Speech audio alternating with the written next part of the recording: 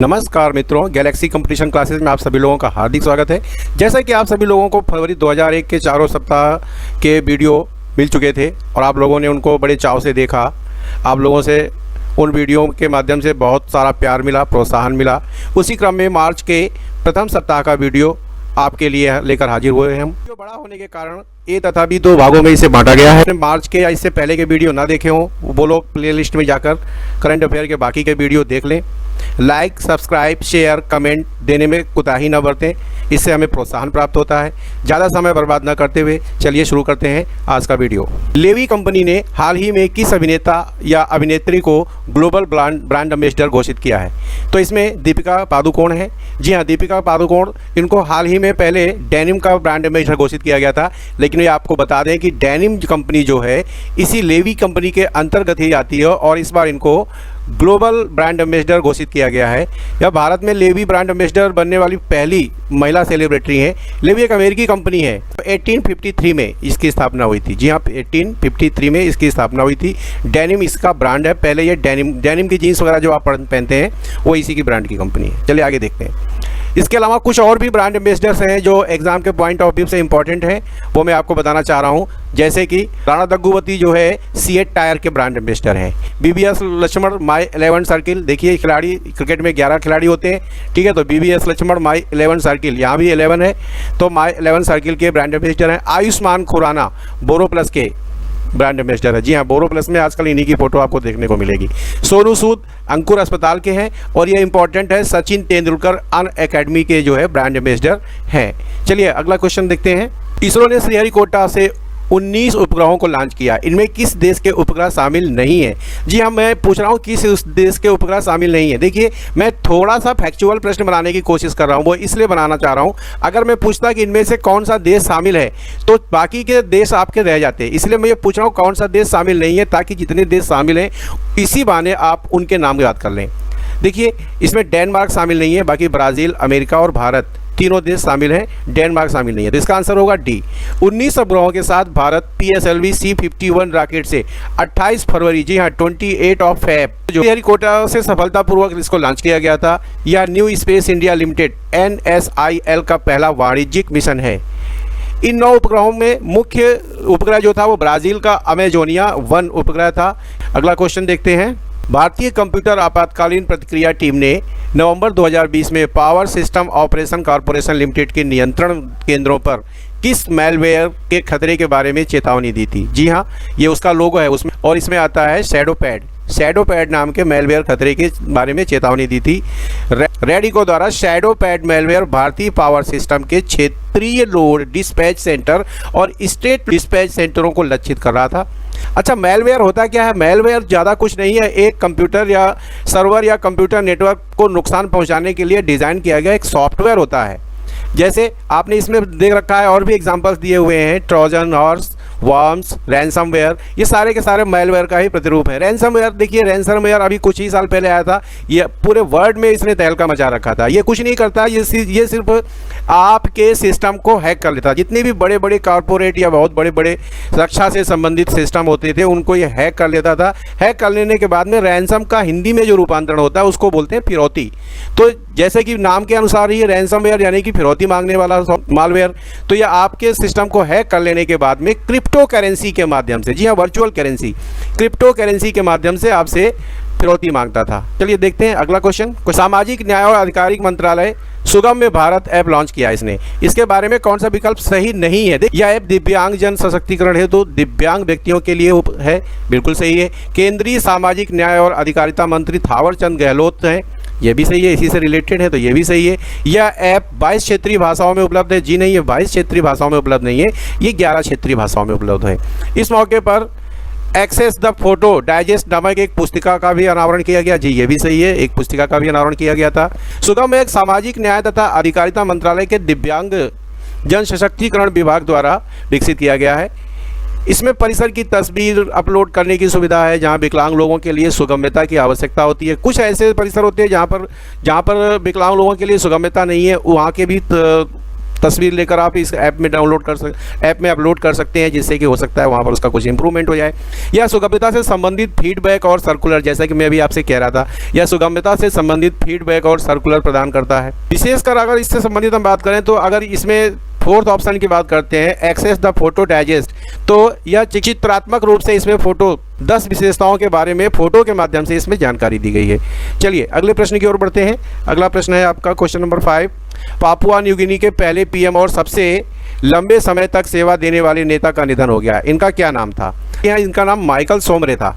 देखिए Michael Somare पहले ये जैसे हमारे यहाँ महात्मा गांधी जी हैं, उसी तरीके से पापुआ न्यू गिनी में माइकल सोमरे थे। 1949 में लगभग ऑस्ट्रेलिया से जो न्यू पापुआ गिनी को आज़ाद कराया गया था, उसके बाद में वहाँ की करेंसी अलग हुई। ठीक है, माइकल सोमरे ने ऑस्ट्रेलिया से जो है न्यू पापुआ गिनी को आज़ादी दिलाने में बहुत ज़्यादा कार्य किए। ये मान लीजिए कि उसके बाद में सबसे अधिक लंबे समय तक, सर्वाधिक लंबे समय तक वहाँ के प्रधानमंत्री के तौर पर ये रहे जेम्स मरापे, पापुआ गिनी के नए प्रधानमंत्री हैं। ठीक है ना। एक चीज़ और मैं आपको बता दूं चलते चलते, यहाँ की जो करेंसी है, जैसे अपने यहाँ नोट चलते हैं, कागज़ के नोट चलते हैं, तो यहाँ पर टोटल करेंसी कॉइन्स छोड़ के जो भी करेंसी है वो प्लास्टिक की करेंसी चलती है। चलिए अगले प्रश्न की ओर बढ़ते हैं। जॉर्जिया की संसद के सदस्यों ने किसको नए प्रधानमंत्री के रूप में नामित किया? तो देखिए किसको किया इन्होंने, इराकली गरिबाशविली, ये यहाँ के जॉर्जिया के संसद ने इनको नया प्रधानमंत्री के रूप में चुना है। इन्होंने जियोर्गी खगारिया को जो है रिप्लेस किया है। जी हाँ, जियोर्गी खगारिया इससे पहले वहाँ के प्रधानमंत्री थे, उनको इन्होंने रिप्लेस किया है। किसने? इराकली गरिबाशविली ने। तिप्सली इसकी राजधानी है और सबसे बड़ा शहर भी तिप्सली कहा जाता है। सैलोम जुराबिशविली इसके वर्तमान राष्ट्रपति हैं। क्वेश्चन नंबर 7 कहता है, संयुक्त राष्ट्र यूएन और दुनिया भर के अन्य अंतर्राष्ट्रीय संगठनों द्वारा किस तारीख को प्रतिवर्ष शून्य भेदभाव दिवस मनाया जाता है? तो ये 1 मार्च को मनाया जाता है। दिसंबर 2013 में विश्व एड्स दिवस, यूएन एड्स दिवस मनाया गया। शून्य भेदभाव दिवस इसी के बाद मनाया गया 1 मार्च 2014 को। जी हाँ, 1 मार्च 2014 को जो है शून्य भेदभाव दिवस पहली बार मनाया गया। संयुक्त राष्ट्र की एक रिपोर्ट के अनुसार 70% वैश्विक आबादी असमानता की चुनौतियों का सामना कर रही है। भारत की अगर बात करते हैं तो भारत में धर्म, नस्ल, जाति, लिंग, वंश, जन्म और स्थान तथा निवास के आधार पर भेदभाव को समाप्त कर दिया गया है और इसको इस आधार पर भेदभाव को न मानने का प्रावधान किया गया। कॉन्स्टिट्यूशन की अगर बात करते हैं तो अनुच्छेद 16 आर्टिकल 16 में जो है इसके बारे में दिया हुआ है। चलिए आगे चलते हैं।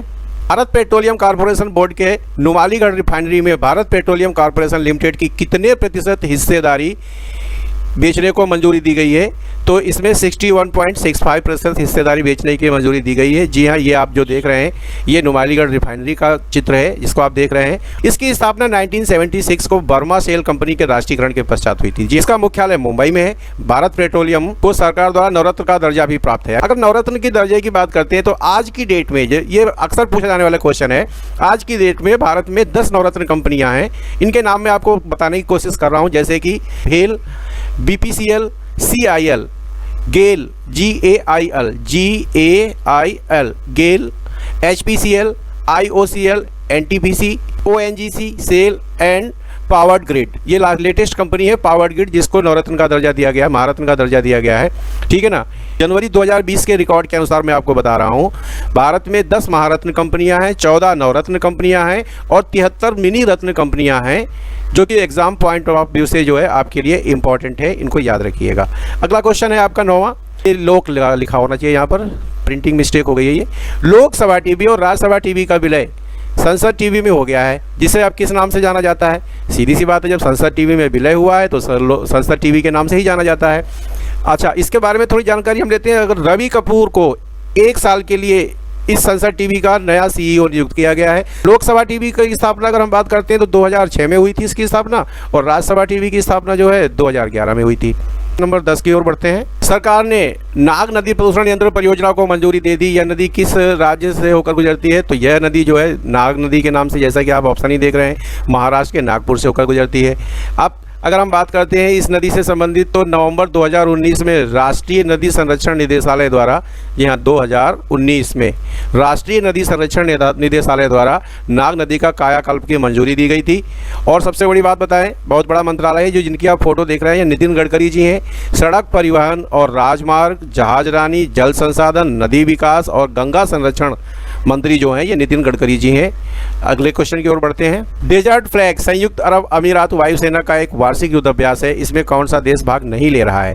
सीधी सी बात है, इसमें रूस भाग नहीं ले रहा है, बाकी संयुक्त राज्य अमेरिका यानी यूएसए, फ्रांस और दक्षिण अफ्रीका इसमें भाग ले रहे हैं। संयुक्त अरब अमीरात, संयुक्त राज्य अमेरिका, फ्रांस, सऊदी अरब, दक्षिण कोरिया और बहरीन की वायुसेना भी इस अभ्यास में भाग ले रही है, यानी कि 6 देशों की सेना इसमें भाग ले रही है। डेजर्ट फ्लैग युद्ध अभ्यास का आयोजन फारस की खाड़ी, जी हाँ भारत में फारस की खाड़ी, ये भारत का नक्शा है, फारस की खाड़ी इधर मिलेगी आपको, फारस की खाड़ी में 2 से 27 मार्च तक किया जाएगा। पहली बार भारतीय वायुसेना संयुक्त अरब अमीरात में अल धफ्रा एयरबेस पर डेजर्ट फ्लैग 6 युद्ध अभ्यास में भाग ले रही है।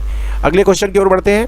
क्वेश्चन नंबर 12, हाल ही में किस राज्य सरकार ने निजी क्षेत्र की नौकरियों में स्थानीय लोगों के लिए 75% आरक्षण को मंजूरी दी है? ये पहली सरकार नहीं है, इससे पहले भी हो चुका है। ये है आपके हरियाणा, और ये जिनकी आप तस्वीर देख रहे हैं ये मनोहर लाल खट्टर हैं।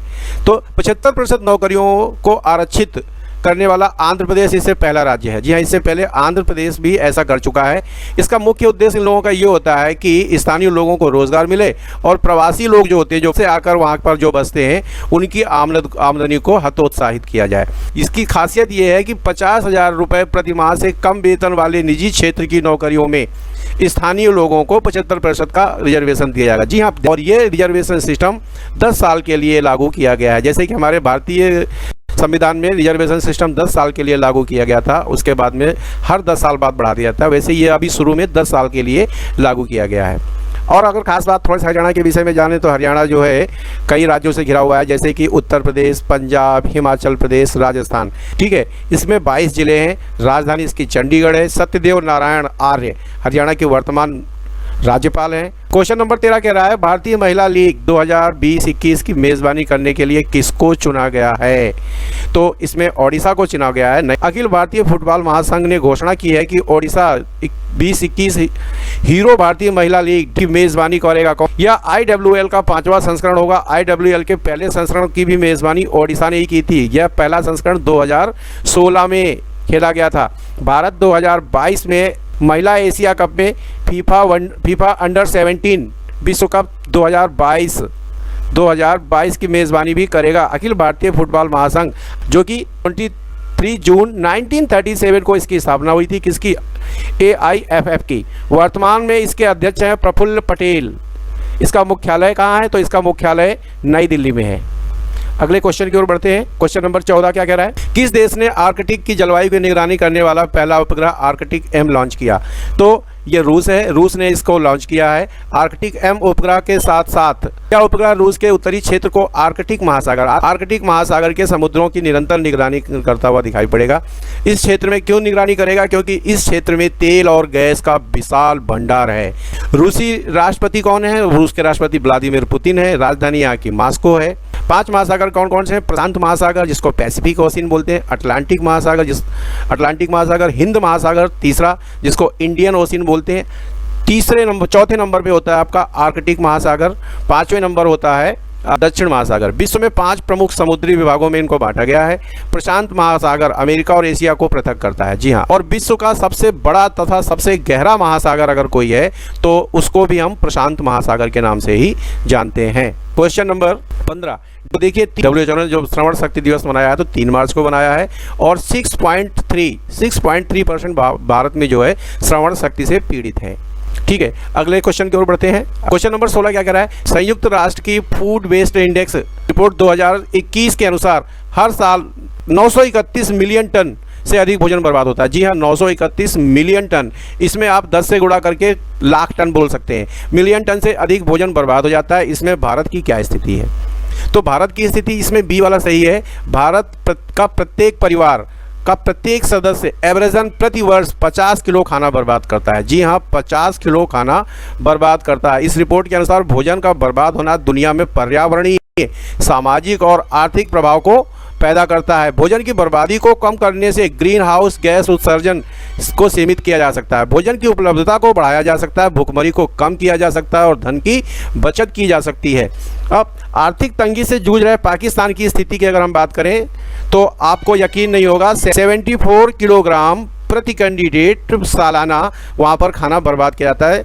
ये संयुक्त राष्ट्र फूड वेस्ट इंडेक्स रिपोर्ट के अनुसार मैं आपसे बता रहा हूँ। क्वेश्चन नंबर 17 क्या कह रहा है? मोहन कृष्ण बोहरा को 2020 का बिहारी पुरस्कार मिला। यह पुरस्कार किस राज्य में दिया जाता है? तो यह पुरस्कार दोस्तों राजस्थान में दिया जाता है। मोहन कृष्ण बोहरा कौन थे? यह पुरस्कार उनकी एक पुस्तक थी तस्लीमा संघर्ष और साहित्य के लिए यह दिया गया है। बिहारी पुरस्कार की अगर बात करते हैं तो इसका नाम हिंदी के सुप्रसिद्ध कवि बिहारी लाल के नाम से रखा गया है। इसकी स्थापना 1991 में बिरला फाउंडेशन के द्वारा की गई थी। यह हिंदी के लिए और राजस्थान में उत्कृष्ट हिंदी के कार्य करने वाले राजस्थानी लोगों को ही दिया जाता है। अगले प्रश्न की ओर बढ़ते हैं। चावल के निर्यात को बढ़ावा देने के लिए लाल चावल की पहली खेप असम में किस देश के लिए रवाना हुई? देखिए इंपॉर्टेंट क्वेश्चन यहाँ पर कंफ्यूज करने वाला है, वो मैं बता दूं। पहली चीज़ तो ये जो पहली खेप रवाना हुई वो संयुक्त राज्य अमेरिका के लिए रवाना हुई। सरकार ने चावल के निर्यात को बढ़ावा देने के लिए चावल निर्यात संवर्धन मंच REPF की स्थापना की थी। यह एपीडा के तहत काम करता है। एपीडा 1985 में स्थापित एक सरकारी संगठन है। यह कृषि उत्पादों के निर्यात को बढ़ावा देने के लिए है। देखिए यहाँ तक तो बात कोई दिक्कत नहीं है, लेकिन एक क्वेश्चन आता है, कभी कंफ्यूज मत हो जाइएगा। क्वेश्चन ये आता है कि चावल अनुसंधान केंद्र कहाँ पर है? तो ये असम में नहीं है, ये ओडिशा में है। चलिए अगले प्रश्न की ओर बढ़ते हैं। क्वेश्चन नंबर 19 कह रहा है, पश्चिम रेलवे जोन ने संचार के लिए mobile train radio communication MTRC system शुरू किया। इसका पूरा नाम क्या है? ये आप देख रहे हैं, ये MTRC सिस्टम है, मोबाइल ट्रेन रेडियो कम्युनिकेशन। तो MTRC का पूरा नाम ही आपका क्या है? Mobile train radio communication. जी भी सही है इसका। चलिए आगे बढ़ते हैं। ये GPS के माध्यम से चलेगा, इसके बारे में जानकारी लेनी थोड़ी दे देता हूँ। यह ट्रेन चालक दल और नियंत्रण केंद्र के स्टेशन मास्टर के बीच एक बहुत ही बेहतर संचार प्रणाली की सुविधा प्रदान करेगा। इसे चर्च गेट के विरार स्टेशन के बीच शुरू किया गया है। या GPS के माध्यम से ट्रेनों के बारे में वास्तविक स्थिति की जानकारी प्रदान करने में सहायक होगा। इसमें एक कॉल को कनेक्ट करने के लिए ज़्यादा से ज़्यादा 300 मिली सेकेंड, जी हाँ 1 सेकेंड नहीं, 1 सेकेंड का भी 300वां भाग, 300 मिली सेकेंड का ही समय लगता है। बहुत ही स्मार्ट जो प्रणाली है ये। आगे बढ़ते हैं क्वेश्चन नंबर 20 की तरफ। उत्तराखंड के CM द्वारा घरों की पहचान 46 नाम कार्यक्रम और विकास योजना शुरू की गई। इसमें घरों की पहचान 46 नाम का अर्थ क्या है? जी हाँ, इसका अर्थ है बेटी का नाम घर की पहचान। बेटी का नाम घर की पहचान। घरों की पहचान सैनिक चेलिक नाम का अर्थ बेटी का नाम घर की पहचान है। उत्तराखंड के मुख्यमंत्री की अगर हम बात करते हैं तो त्रिवेंद्र सिंह रावत हैं उत्तराखंड के मुख्यमंत्री। लेकिन आज की डेट में त्रिवेंद्र सिंह रावत ने इस्तीफा दे दिया है। जब तक मैं ये रिकॉर्डिंग कर रहा हूँ तब तक त्रिवेंद्र सिंह रावत ने इस्तीफा दे दिया है। अभी नए CM अभी पता नहीं कौन बनने वाले हैं। यहाँ के राज्यपाल बेबी रानी मौर्य हैं जो आगरा से हैं। इनकी शीतकालीन राजधानी देहरादून है और इसकी ग्रीष्मकालीन राजधानी जो है गैरसैंण है। ठीक है। साल 2000 में 3 नए राज्य स्थापित किए गए थे। साल 2000 में 3, बहुत ज़्यादा क्वेश्चन पूछा जाता है इसलिए भटकिएगा मत। एक शॉर्टकट है छाऊजा, यानी छत्तीसगढ़, उत्तराखंड और झारखंड 3 राज्य बनाए गए थे, जिसमें छत्तीसगढ़ 1 नवंबर 2000 को, उत्तराखंड 9 नवंबर को और झारखंड 15 नवंबर को बनाया गया था। तेलंगाना 29वां राज्य है। ये 2014 को तेलंगाना का वो हुआ था, फॉर्मेशन हुआ था। उसके बाद में 31 अक्टूबर 2019 को जम्मू कश्मीर तथा लद्दाख का हुआ था। अलग अलग ये नॉर्मल राज्य को केंद्र शासित राज्य में बनाया गया था। दादर और नागर हवेली तथा दमन और दीव, इन दोनों को मिलाकर एक केंद्र शासित राज्य बना दिया गया था। तो आज की करंट की स्थिति जो है, जो पूछी जाने वाली है आपसे, वो ये है कि आज की डेट में 28 राज्य तथा 8 केंद्र शासित राज्य भारत में है। तो आज का वीडियो यही समाप्त होता है। अगर आपको वीडियो पसंद आया है तो इतना तो बनता है कि आप वीडियो को शेयर करें, लाइक करें, कमेंट करें। कम से कम हमें मोटिवेट करने के लिए आपका कुछ तो एक्शन होना चाहिए। अगर कुछ भी नहीं पसंद आता है तो आप हमारे मेहनत के स्वरूप को देखते हुए आप चाहे तो उसको डिसलाइक भी कर सकते हैं। पूरा वीडियो देखने के लिए बहुत बहुत धन्यवाद। आपका दिन शुभ हो।